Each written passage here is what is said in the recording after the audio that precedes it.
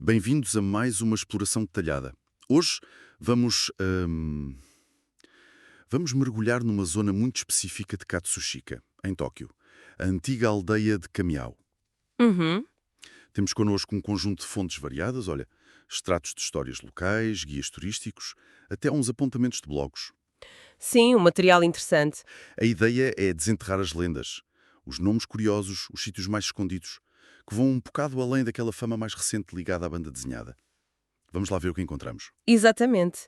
Essa aldeia de Kamiao, que no fundo juntou Kamiari, Auto e Sunahara, em 1889, antes de ser integrada em Tóquio, em 1932, é a raiz histórica de bairros que hoje são muito conhecidos. Certo?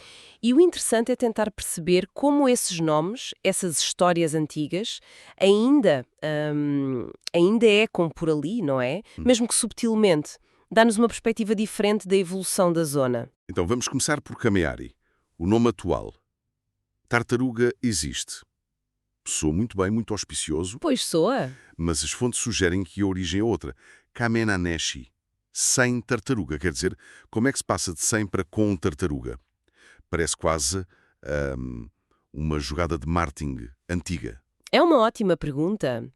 Aparentemente, essa mudança de Kamenashi para Kamiari reflete mesmo um desejo cultural de atrair boa sorte, prosperidade. A tartaruga é um símbolo muito forte no Japão, de longevidade, de fortuna. Uhum.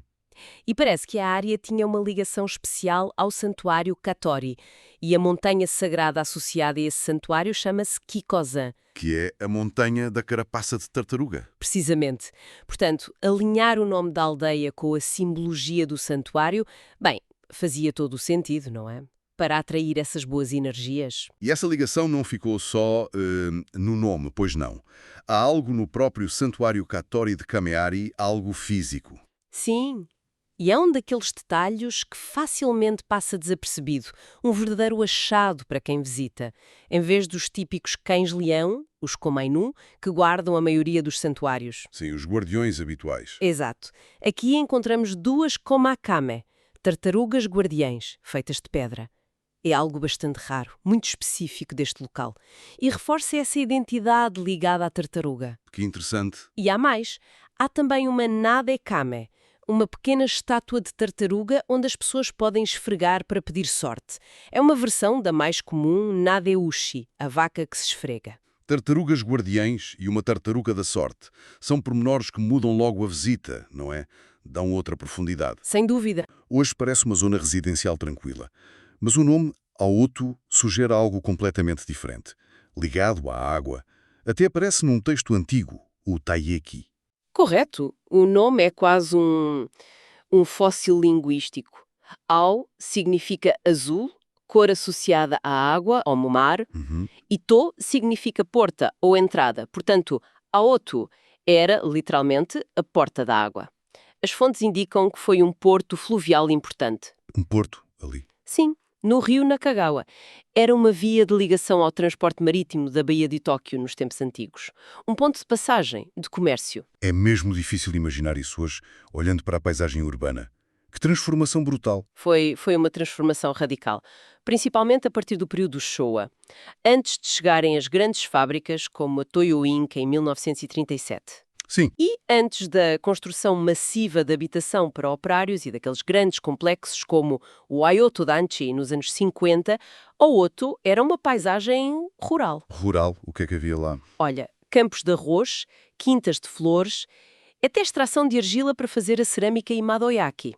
Uma vida completamente diferente, com os seus próprios costumes locais, que entretanto se perderam, claro. Rituais comunitários, festas. Pois, O nome Ayoto, hoje, é isso. É essa marca do passado. Um passado ligado à água e ao campo, escondida na malha urbana atual. para além destas origens dos nomes, a área parece ser rica em lendas, assim, mais peculiares. Aquela do Mujinazuka, no templo Kenshoji, sobre um texugo que imitava comboios. É particularmente invulgar. E é uma história fantástica, não é? Porque encapsula na perfeição aquele choque, por vezes cômico, por vezes trágico, entre a modernização rápida da era Meiji. Certo, a chegada do comboio, a linha a Joban. Exato. E o mundo natural, as suas criaturas, as crenças populares.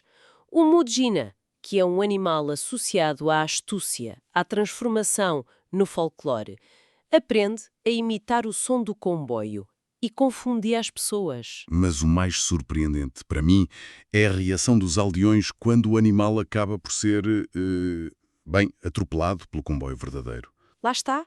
Em vez de sentirem alívio, tipo, pronto, acabou-se o barulho, não.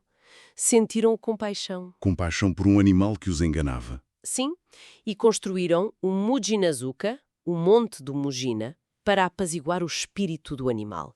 Esse monte, embora tenha sido reconstruído em 1953, ainda existe nos terrenos do templo Kenshoji. Sério.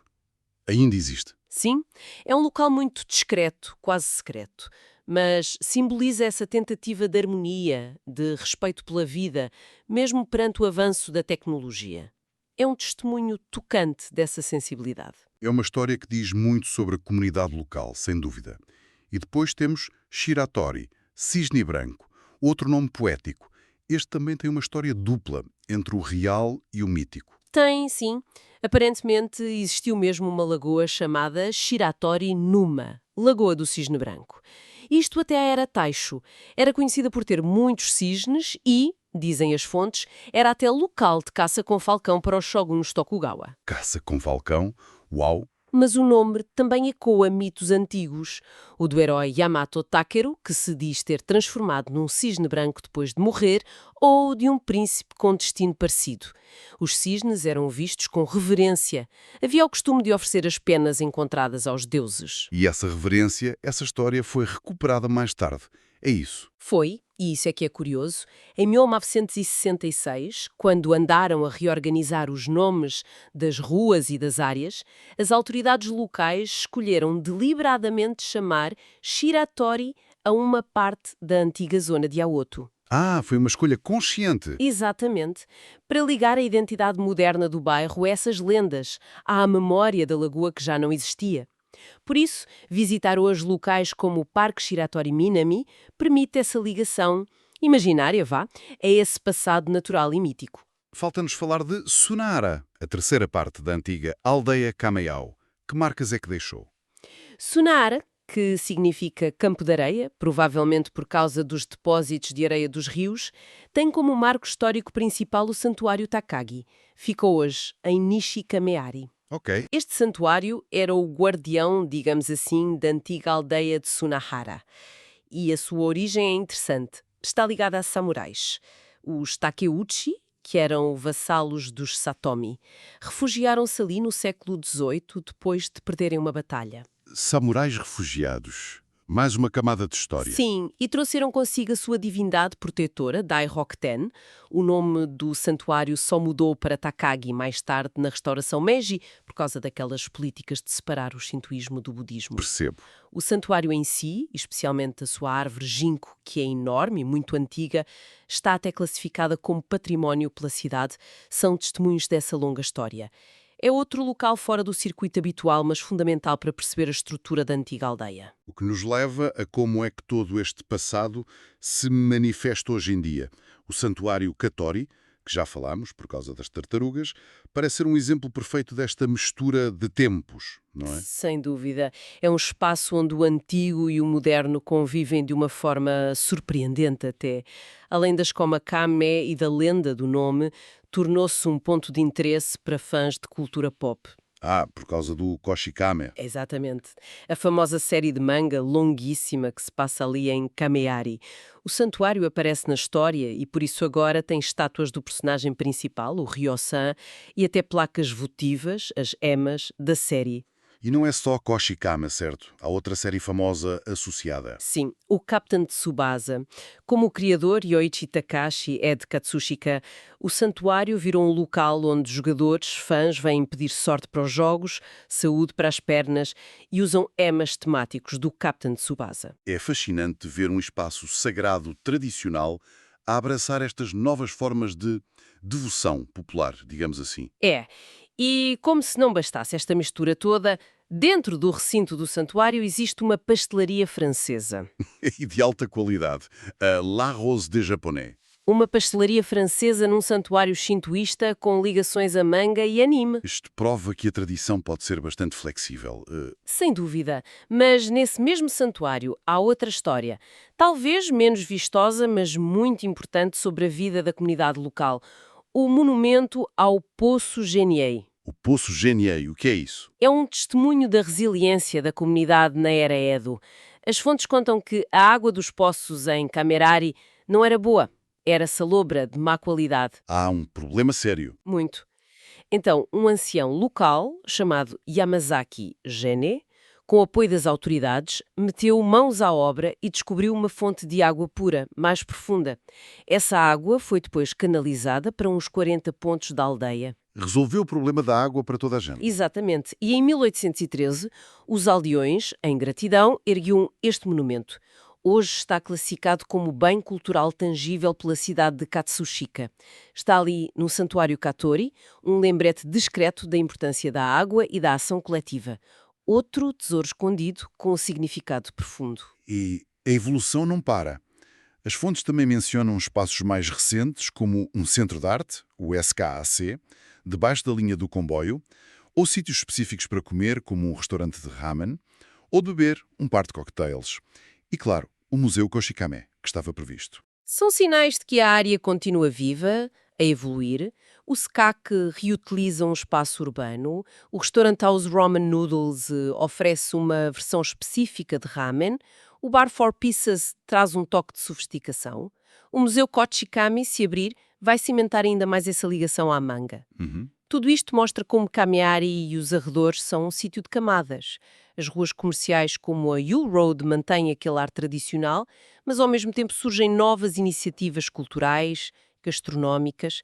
As lendas antigas convivem com a cultura pop moderna. Portanto, esta nossa análise revela que Kameari, ou melhor, a área atual de Kameari e arredores, é muito mais rica e complexa do que talvez a imagem superficial, ligada só ao Kochikame, nos faria pensar. Exato. Encontramos origens de nomes inesperadas, lendas únicas sobre tartarugas, texugos, cisnes, histórias de resiliência comunitária e uma fusão muito interessante entre o passado e o presente. É uma zona que recompensa quem decide olhar com mais atenção. O que é fascinante aqui é como o passado não foi simplesmente apagado pela modernidade. Ele coexiste.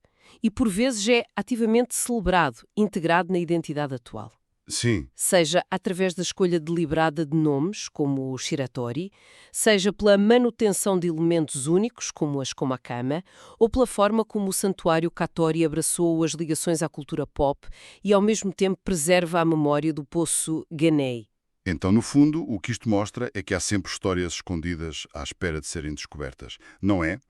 Mesmo nos sítios que achamos que conhecemos bem. Exatamente. E talvez isso nos possa deixar a pensar. Quantos lugares que nos são familiares têm as suas próprias narrativas menos óbvias? Histórias que ficam um bocadinho esquecidas, fora das narrativas oficiais. Que significados ocultos se escondem nos nomes das ruas por onde passamos todos os dias? Que lendas peculiares, como a do Mujinazuka, ou costumes perdidos, como aqueles de Aoto, terão moldado a identidade do nosso próprio bairro, da nossa cidade? Que camadas será que estão ali, à espera de ser reveladas, mesmo debaixo dos nossos pés?